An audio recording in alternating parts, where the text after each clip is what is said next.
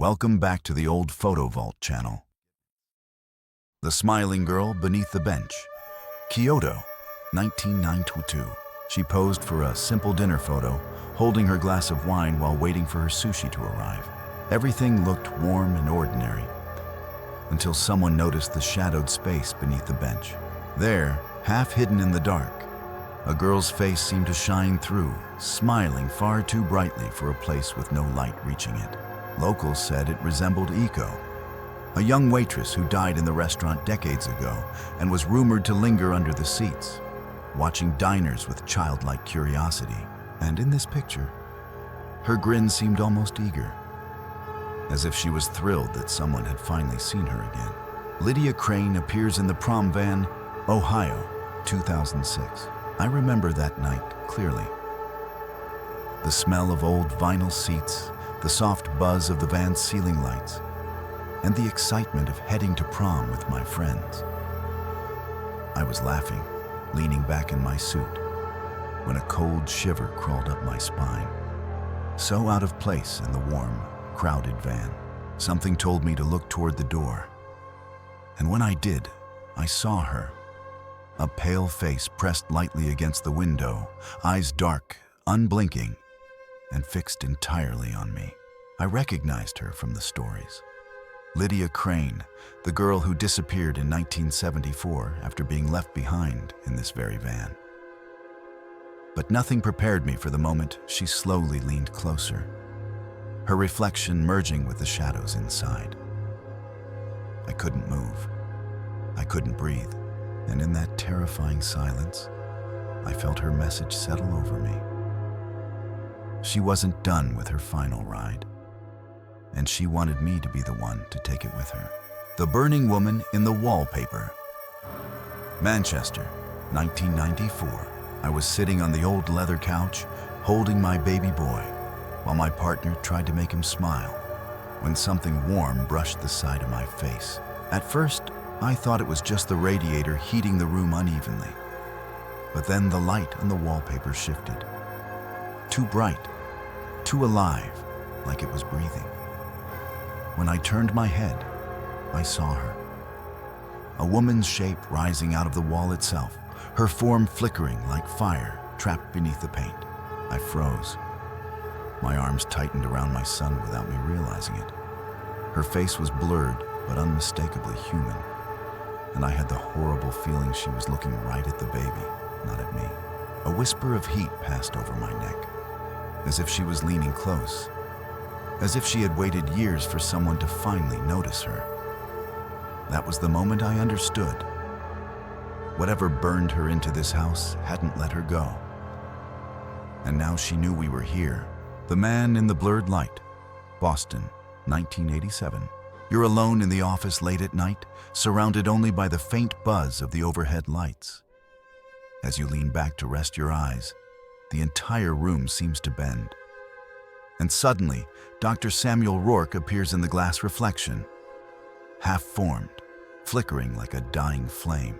A strange ribbon of glowing light curls around him, pulling him in and out of view. The air turns painfully cold, forcing a shiver down your spine. Slowly, he lifts his head and looks straight at you, his expression strained with urgency. When he presses his trembling hand against the glass, you understand he isn't trying to scare you. He's trying to warn you of something standing just behind you. The passenger in the window, Sydney, 2011. He was smiling for the camera on the late-night train, unaware of the cold breeze that suddenly slid across the back of his neck. When the flash went off, a faint figure appeared in the window beside him.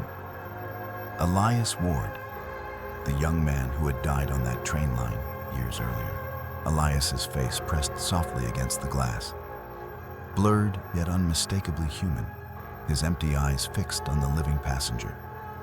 The air around the seat grew heavy, as if something unseen had settled there. For a moment, he seemed to lean closer, almost curious, and anyone who looked at the photo later felt the same uneasy truth. Elias wasn't trying to be noticed. He was trying to return to his seat. The Ghost in the Station Wagon, Florida, 1972. I remember the day clearly. The sun was bright. My mom stood beside me, and we posed in front of our old station wagon like it was any other afternoon. But the moment the photo developed, my stomach dropped. There, sitting calmly in the seat, was a man none of us had ever seen. His face was pale, his eyes unfocused, like someone staring through a world they no longer belonged to. I swear I felt him that day too. A heaviness in the air, as if someone was breathing right behind the glass. My mom said it must have been a reflection, but I knew better. The stranger was watching us long before the camera clicked, sitting silently in our car, waiting for someone to finally notice he hadn't left. The woman in the abandoned house, Jakarta, 1998. He had only meant to take a quick photograph of the abandoned house, curious about the rumors that clung to it like vines. As he focused his camera, the place seemed still, too still, as if holding its breath. But when he looked through the lens again, he saw her. A pale woman standing in the window, her face long and hollow, her eyes fixed on him with an unnatural calm. She didn't move. She didn't blink. She simply watched, as though she had been waiting for someone to notice her after all these years. The locals whispered that a woman named Sari had died there, left alone to fade into the walls of her own home. And judging by the photo, she hadn't forgotten the world. She was waiting for it to remember her. The Hallway Apparition, Pennsylvania, 2004. I was walking down the quiet hallway that night, the kind where every footstep echoes louder than it should. The air felt heavy, thick enough that I kept swallowing just to steady my breath. Halfway down, I saw something ahead of me. A shape, tall and colorless, standing right in the center of the corridor. At first, I thought it was smoke, but smoke doesn't pulse, doesn't shift like it's trying to take form. As I stepped closer, the figure thinned, almost dissolving, yet somehow still watching me. The chandeliers flickered above, and I could feel the temperature drop sharply, crawling into my bones. I didn't run, but every part of me wanted to, because whatever that thing was, it wasn't passing by, it was waiting for me. The figure by the door frame. Kansas, 1991. He had been reviewing old photographs from the Historical Society, expecting nothing more than dusty images and faded ink. But in one picture, something unusual stood out. A pale figure lingering beside the doorframe, its shape faint but undeniably human. The more he stared, the clearer it seemed. A small, thin person in an old-fashioned dress, as if half-stepping into the room from another time. Locals believed the building was haunted by Emily Ward, a young girl who vanished there decades earlier during a winter storm. Her presence was always described as silent, watchful, never threatening, just waiting. And in this photo, she appeared exactly like that, hovering in the shadows as though she wanted someone, finally, to see her. The Laughing Reflection, Oregon, 1983. She stood calmly in front of the mirror, her expression soft and quiet, the way any child might look after a long day of play.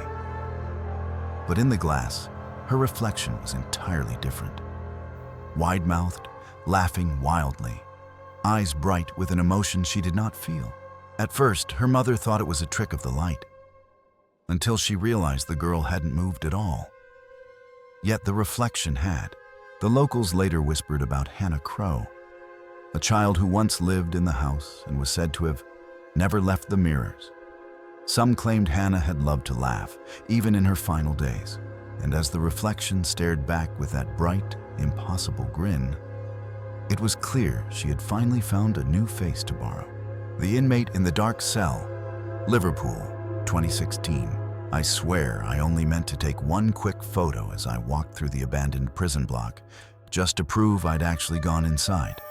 The air was thick with dust and something colder, like the kind of chill that settles in places meant to be forgotten.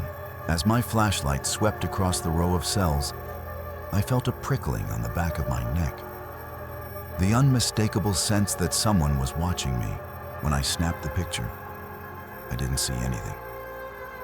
But reviewing it seconds later, my blood ran cold. There, standing in the cell doorway, was a blurred figure, tall, rigid, and staring straight at me. I recognized the outline from the old records. Thomas Hale, the prisoner who died during a riot decades ago. And judging from the way he leaned out of the darkness, he wasn't just lingering. He wanted me to step closer. The Watcher in the Autumn Leaves, Massachusetts, 2010. He sat by the window of the cafe, enjoying the soft light of an autumn afternoon as the trees outside burned with red and gold. When the photo was taken, he smiled naturally, unaware of anything unusual behind him. But later, as the image was examined more closely, a faint face appeared in the blur of the red leaves. An older man, expression solemn, features half-formed like smoke caught in the still air. Locals whispered that it resembled Arthur Mallory, a caretaker who died years ago on the property, known for wandering the grounds long after closing hours. The face seemed to press forward from the foliage, watching the man inside with quiet intensity. And though the leaves shifted gently in the wind, the ghostly expression never changed, as if Arthur was still keeping an eye on the place he once called his own. The figure under the old gate, Yorkshire, 2009. The children posed cheerfully on the worn path, their hands linked as the camera captured the bright afternoon around them. But behind them, beneath the shadowed stone archway, a tall figure stood motionless, a woman in old-fashioned clothing, her outline faded yet unmistakably there. She didn't seem to walk or even shift. She simply hovered in the dimness, watching the children with a stillness that felt older than the ruins themselves.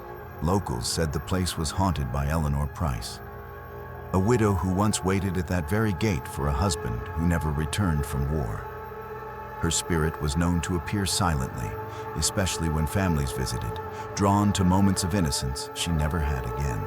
And in this photo, her presence lingered like a reminder that some souls never stop waiting.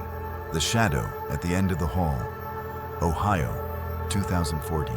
I was doing my last rounds of the night shift, walking the same quiet hospital hallway I'd crossed 1,000 times before.